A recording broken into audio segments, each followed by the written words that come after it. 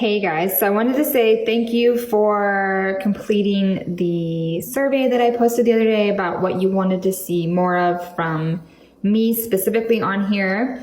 And the majority of you said that you'd really like to see more about kind of long-term success, planning meals, what to eat when you're sort of long-term post-op. So more of that, 12 months plus after surgery. So I wanted to show you a little bit about meal planning. I think a lot of times this gets like way blown out of proportion and people think they need to have like this glorious, spreadsheet and grocery list and all these things perfectly planned out. And it doesn't have to be that way. It can be really, really simple. This isn't a perfect way by any means, but this is just a little thing that I do to just kind of help clear my mind, because for myself, I am sort of the main meal planner. I know that's a lot of families. It's the woman, the female, the mom that kind of gets put in this role, whether by choice or not. But for my male cooks out there, great. I'm glad you guys are taking the reins on this one. So anyways, this is sort of what I do. So I kind of like to plan out week by week. So this is my agenda that I keep. It's just a weekly list, but it has these little monthly sheets. And so I use these to kind of get an idea of just a few things that I want to cook throughout the week. Days that I know I'm going to be busy, I try to make something really easy on those days. So as you can see, I don't have next week because with the holidays, it's all kind of up in the air right now, but this is what I've done sort of so far for the month. So I'm a big fan of making soups on the weekend. In October, it's kind of funny because this was all Saturday soups, but in November, it just happens that I'm making them all on Sundays. So we did, chili at the beginning of the month. And then I made a huge batch of chili. And it was actually we kind of got sick of it. And so this is a trick. And I think I've told you this before, but I took one of these old containers of nuts that I get from actually Target, and I save these. And then I put leftover soup in it. So this is actually the leftover chili. And I just put what it is, the month, the year, just in case it gets stuck back in there.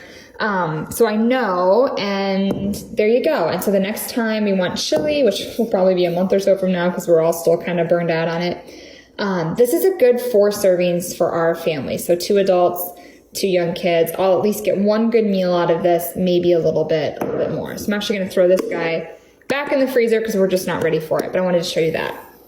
And then this past Sunday, I actually made French onion soup. We ate it last night for leftovers, and then I still had more. So then I froze it last night, and I just pulled these out to show you. This is an old sunflower butter jar because my kids' school's not free. So I just kept this because it's glass and it makes really great storage. And I just wrote again, French onion, November 19, nothing fancy. I'm actually going to take this to clinic tomorrow and just keep it in our work freezer. I'll probably have to put my name on it so people know whose it is. But I mean, this is kind of ugly, but it's fine. Like, glass is great and it keeps well.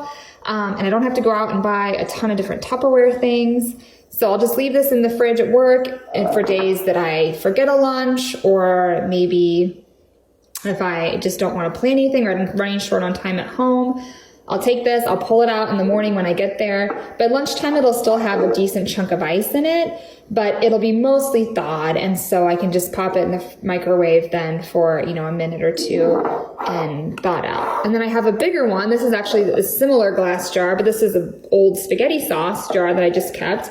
And this has a good 2 servings of soup. I probably won't be able to get more than that out of it. So it'll be maybe soup for my husband and I, or the kids someday. If we make something for dinner that they don't like, they can have this. So again, this is an easy way that if you're going to cook, make it count and then freeze it. And it doesn't have to be this fancy Pinterest-worthy system. Like, this is ugly, but it works.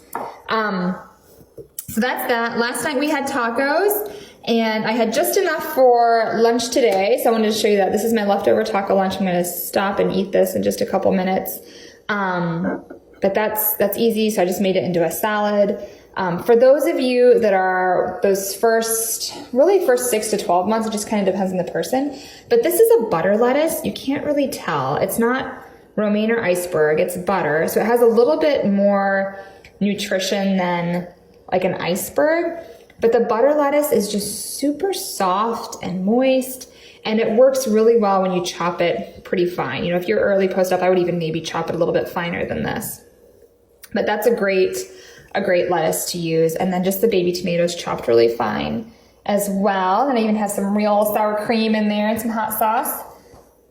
And then tonight, we're actually gonna do Trader Joe's fried rice. So again, for those of you that are 6 months to 12 months post-op, rice can really be hit or miss. So this might not be for you. But because this is the day that I'm working from home, I'm trying to get a lot done, my husband's on the road, I'm gonna do a quick, easy meal. It's not completely homemade, but I buy these bags of veggie fried rice from Trader Joe's. I think Costco actually has something similar as well that I've used before. And I have my big old bag of mixed frozen veggies, so I'll add a scoop of this to the frozen rice, and then I'll scramble a couple of eggs on the side. Sometimes if I have leftover tofu, I'll chop up tofu into it. Or if we have some ham, I'll dice that up and add it to the veggie fried rice. And a little bit of extra soy sauce or tamari. And this is a great, super easy meal. It takes maybe 15 minutes start to finish, if that, and my kids really like it. It's an easy leftover. We can always throw more veggies in it, or I even have some edamame pods, that's what these are, that are really good protein sources for any of you post-op. That's an easy leftover. I'll probably take leftovers to work the next day, or the kids will eat it at lunch, so we'll go from there. And then tomorrow is a busy day. I'm at clinic all day long, and then I have meetings, so I know I'm not really gonna make anything special for dinner. So then I have some soup. So again, I get this at either our co-op, I think Costco actually carries it occasionally too, it just depends.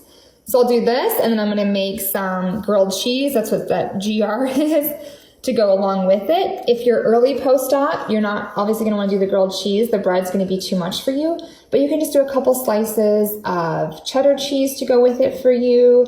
You could do a little side of cottage cheese, maybe some yogurt, a couple of crackers, and you're done. So it doesn't have to mean, you know, making separate meals for you and your family. So again, meal planning, it does not have to be this fancy system by any means. You know, you can plan some kind of convenient style foods. Like this is, to me, this is a processed convenience food. However, it has the whole vegetables in it. I'm adding more vegetables to it, the egg I'm adding to it. So I'm kind of cutting corners, but still trying to make a good high quality food from at home. That's just a little bit easier. So there you go. Here's 1 week. I'll try to do another one soon, just so you can kind of see how this can all come together for the month. But let me know if you have any questions. I hope that helps.